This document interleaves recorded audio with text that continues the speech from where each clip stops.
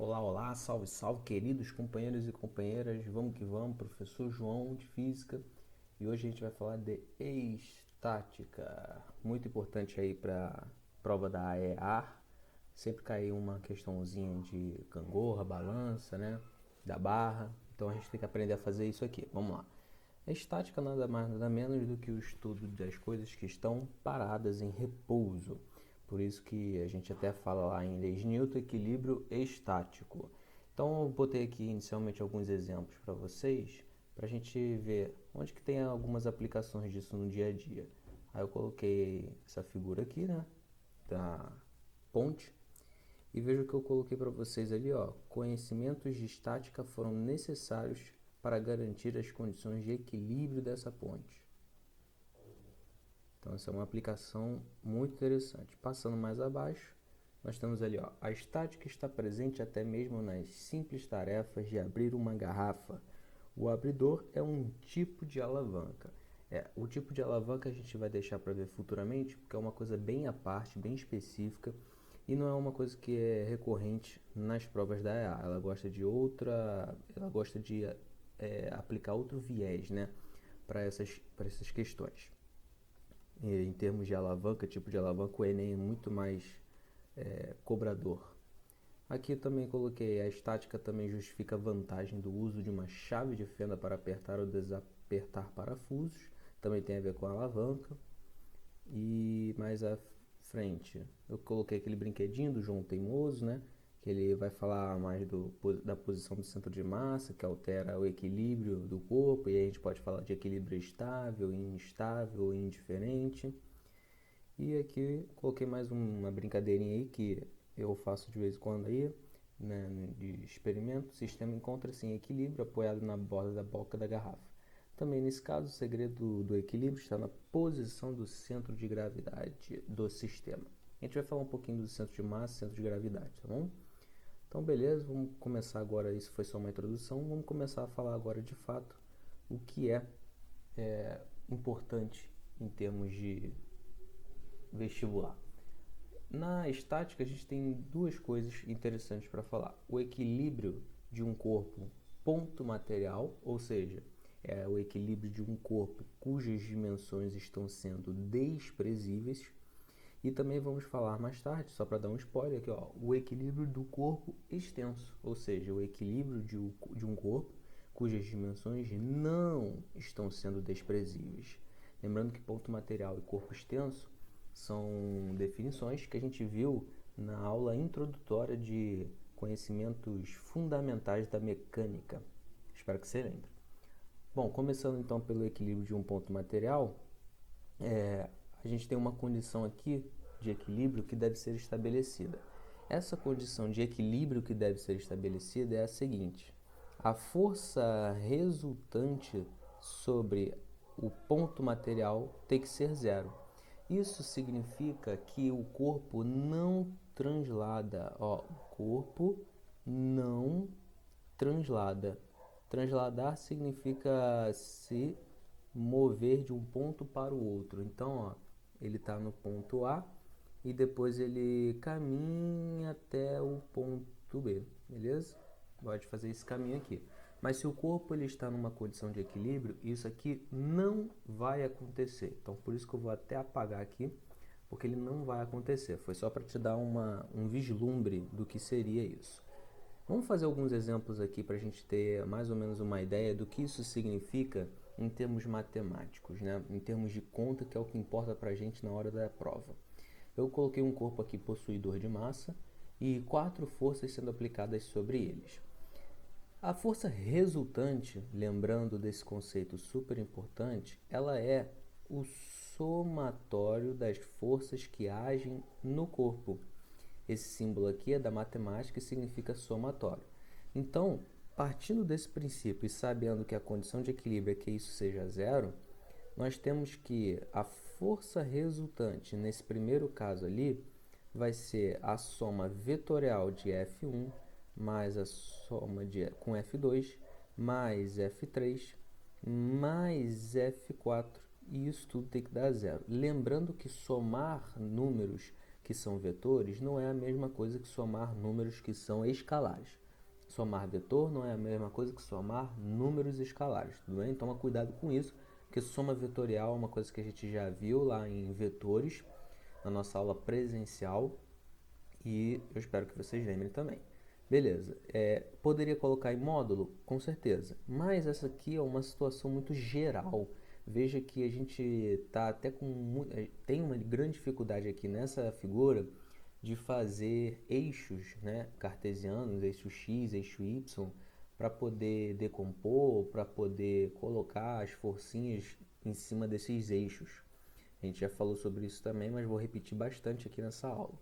Então, essa aqui é uma figura bem genérica, muito geral. Trouxe para vocês aqui mais à frente um exemplo 2, que é mais palpável. Vejam, corpo possuidor de massa, ele está apoiado sobre uma superfície e 4 forças já vão agir sobre ele também. Vou colocar aqui F1, a força F2, a força F3 e a força F4. É claro que, por exemplo, essa força F3 aqui, a gente já até conhece ela. Ela seria a força peso, porque é a força que o planeta exerce sobre o corpo. A força de atração que o planeta exerce sobre o corpo possuidor de massa. Essa força F1 aqui seria a força que a superfície faz sobre o corpo, a tal da força normal, que é perpendicular à superfície de contato, faz um ângulo de 90 graus com a superfície de contato. Mas eu nem quero ficar falando muito sobre isso não, eu só quero que vocês tenham em mente que, feito a marcação de forças, você saiba montar a condição de equilíbrio. A condição de equilíbrio é essa aqui, ó. Você primeiro olha para o eixo X e depois para o eixo Y e vê quais forças estão equilibrando quais forças. Mas primeiro a gente tem que saber identificar o eixo X e o eixo Y. Veja que a gente pode fazer nesse exemplo aqui, que é bem mais fácil, o eixo X na horizontal, o eixo Y na vertical. Por isso que nessa situação 1 aqui é muito difícil, muito genérica para a gente fazer um eixo, montar um eixo, ou seja, adotar um referencial. Aqui fica mais palpável, né? Então por isso que eu coloquei esse desenho ali. Voltando então, veja que no eixo X, que é o eixo horizontal, para esse corpo estar em equilíbrio, em repouso, paradinho, estático, a força F2 tem que ser igual à força F4. E se tem que ser igual em módulo, gente, porque força é uma grandeza vetorial. O módulo de F2 tem que ser igual ao módulo de F4. E aí a gente escreve isso dessa maneira. No eixo vertical, no eixo Y, o módulo da força 1 tem que ser igual ao módulo da força 3, beleza? A gente poderia dizer que o peso e a normal possuem o mesmo módulo nessa situação. Isso aqui vai te ajudar a fazer várias coisas. Eu gosto muito de falar o seguinte, bem prático, um bom português bem claro, né?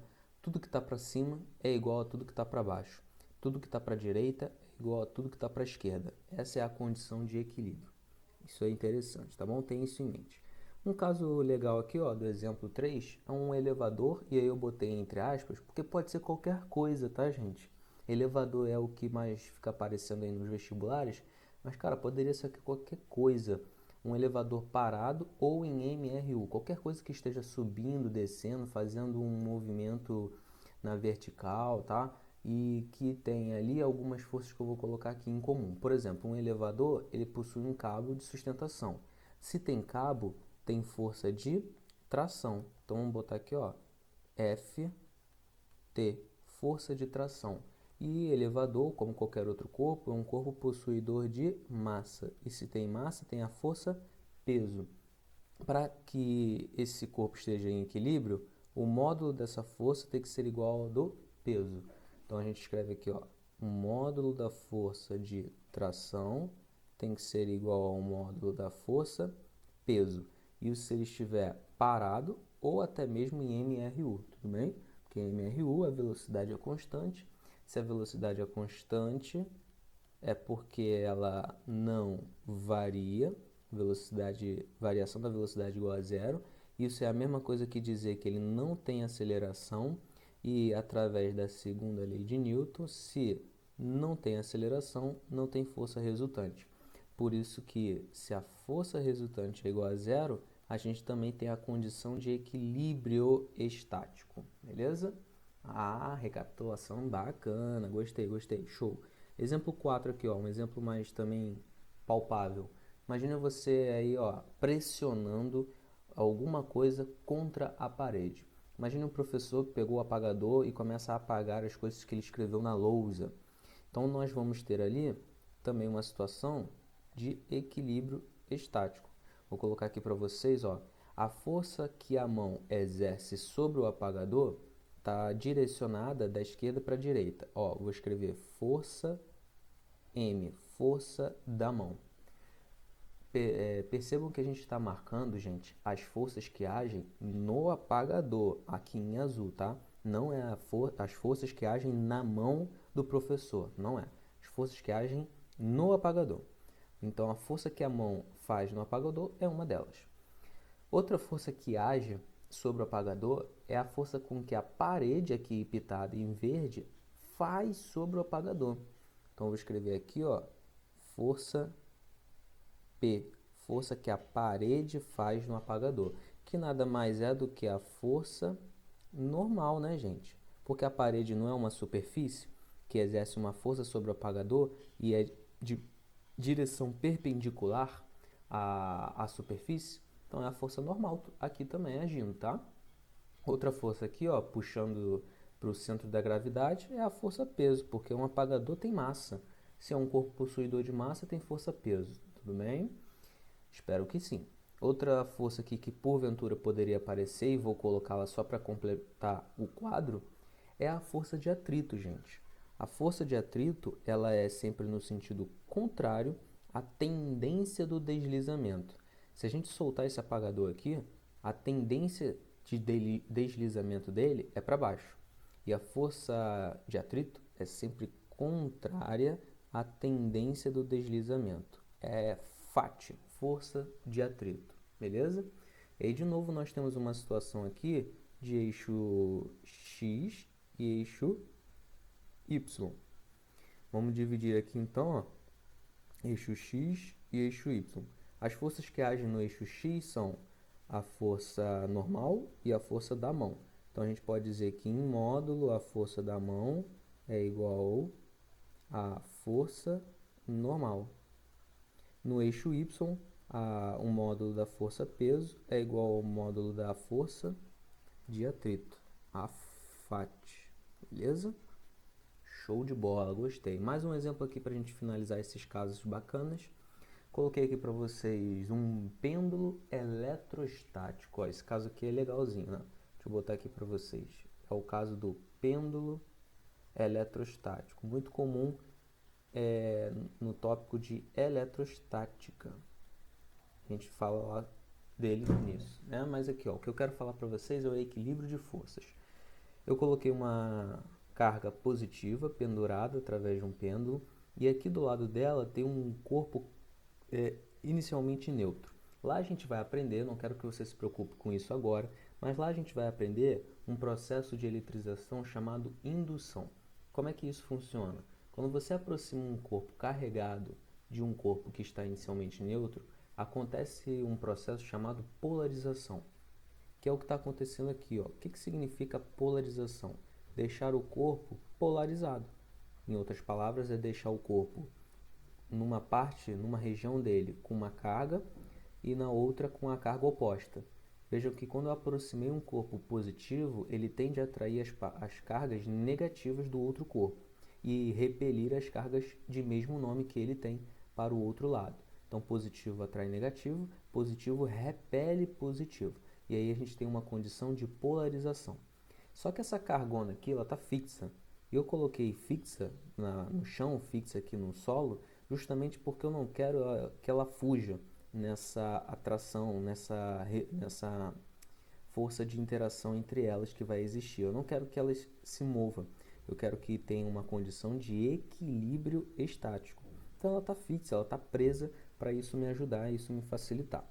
Bom, vamos que vamos fazer aqui a condição de equilíbrio. Vamos identificar as forças que agem na carguinha positiva. A carguinha, ela tem carga, vou colocar aqui, ó, carga Q. A gente vai falar de tudo isso mais pra frente, mas eu só quero fazer uma situação muito bacana aqui também, que é comum de aparecer. Uma carga Q e uma massa M. Opa, corpo possuidor de massa, então tem a força-peso agindo sobre ele, vertical para baixo. Tem um fio aqui, Johnny. Se tem fio, tem força de tração. A gente viu lá no caso do elevador. E tem uma outra força aqui de natureza eletromagnética, de natureza eletrostática, né? Vamos dizer assim por enquanto, que é a força elétrica. Uma força de atração entre esses dois corpos. Vejam que nessa situação aqui, por isso que eu estou colocando ela, você pode resolvê-la de três maneiras. Vamos lá, deixa eu colocar aqui para vocês. De três maneiras não, perdão, de duas maneiras. Deixa eu colocar aqui para vocês a seguinte situação. Esse probleminha, geralmente quando cai, ele toma como base um ângulo, aqui ó, que eu vou colocar ângulo θ, ele toma como base um ângulo θ em relação à posição de equilíbrio do pêndulo. Então nós temos o seguinte desenho. O corpo possuidor de massa e de carga está aqui. Deixa eu melhorar isso aqui. Ele está suspenso por um fio, só que esse fio balança em torno de uma posição de equilíbrio, que seria essa aqui. E tem um ângulo ali que descreve esse balanço, o ângulo θ, beleza? Só que esse ângulo θ, ele pode ser encontrado em duas maneiras quando você for fazer esse tipo de exercício. Ou você primeiro fecha esses triângulos, você coloca a força-peso aqui, né, vetorialmente falando. Aí você tem a força elétrica para cá e a força de tração fechando esse triângulo aqui. Fechar um triângulo na física significa botar esse em equilíbrio, né? Fazer a força resultante igual a zero. Isso é um método que a gente já viu lá em vetores. Eu espero que você lembre também, hein? E onde que está esse ângulo θ aqui? Veja que o ângulo θ ele vai estar entre a força peso, né? E entre a força peso e a força de tração. Então, ó, é bem interessante que você identifique esse ângulo θ aqui, ó. E aí a gente pode lançar a mão do artifício trigonométrico da tangente de θ, que é cateto oposto sobre cateto adjacente. Cateto oposto, força elétrica, e cateto adjacente é o peso, né? Vou botar em módulo aqui, porque o que interessa é o módulo dessa continha, beleza? Então esse é um método, só que é um método que às vezes não é tão palpável assim pelos alunos, que ficar descobrindo onde está esse ângulo θ, fazer essa relação, né, às vezes não é agradável. O segundo caso é você fazer uma decomposição de vetores. Se a gente pegar esse mesmo caso aqui, ó, a gente poderia decompor a força de tração. E aí teria a sua componente no eixo Y e no eixo X. Deixa eu só passar limpo aqui para vocês, que agora a gente vai fazer uma outra coisa aqui, ó, nesse segundo método. Carga positiva, e aí nós temos a componente da força de tração no eixo Y, a componente da força de tração no eixo X, e continua agindo aqui a força peso e também a força elétrica. E aqui nessa situação, de novo, nós temos ali, ó, eixo X e eixo Y, onde no eixo X, Ftx em módulo é igual, esqueci de botar o módulo, o vetorzinho aqui, é igual ao módulo da força elétrica. Ah lá, voltamos para aqueles casos que a gente estava fazendo. No eixo Y, o módulo da componente Y da tração é igual ao módulo da força peso. Beleza?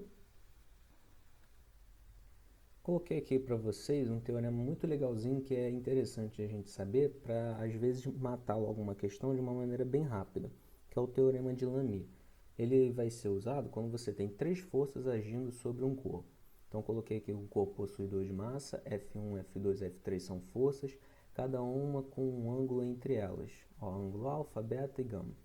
E esse teorema de Lamier na matemática, ele é conhecido por lei dos senos. Sabe por quê? Porque vão aparecer vários senozinhos ali. Olha lá. A gente pode descrever aqui que o módulo da força F1 vai ser o módulo da força F1 dividido pelo seno de alfa é igual ao módulo da força F2 dividido pelo seno de gama igual ao módulo da força F3 dividido pelo seno de beta. Provar isso aqui, por enquanto, é desnecessário porque a gente vai perder um grande tempo nisso. O importante é você saber montar essa equação e saber utilizá-la. De novo, quando que isso vai aparecer? Quando você tiver três forças agindo sobre um corpo, cada uma descrevendo um ângulo. Veja que a força F1 ela está com um seno de alfa, ou seja, com um ângulo alfa, que é o ângulo oposto aqui, ó, à força F1. F2 com um ângulo oposto a ela, que é o gama. F3 com um ângulo oposto a ela, que é o beta. Então, sabendo montar isso já ajuda bastante. Um caso particular disso é o seguinte: quando nós tivermos esses ângulos iguais, se esses ângulos forem iguais, alfa igual a beta igual a gama, isso implica que essas forças também serão iguais em módulo. Só que esses ângulos vão ser iguais e eles vão ter um valor único entre eles que vai ser de 120 graus, beleza? Então é muito mais fácil em alguns exercícios a gente identificar logo que um módulo dessas forças são iguais. Isso implica que os ângulos serão de 120 graus. Ou vice-versa, às vezes você descobre primeiro que o ângulo é de 120 e aí você já toma logo como base que essas forças serão iguais em módulo, tá bom? Coloquei aqui um exemplo bacaninha para vocês verem de uma aplicação disso, né? Aquelas construções de antigamente que eram feitas na Roma Antiga, tinha esse princípio aí. Veja que não tem nada sustentando elas, senão os blocos adjacentes. E aí você tinha essa configuração aí, ó, de três forças agindo sobre um corpo, beleza? Legalzinho. Vamos lá, vamos continuar.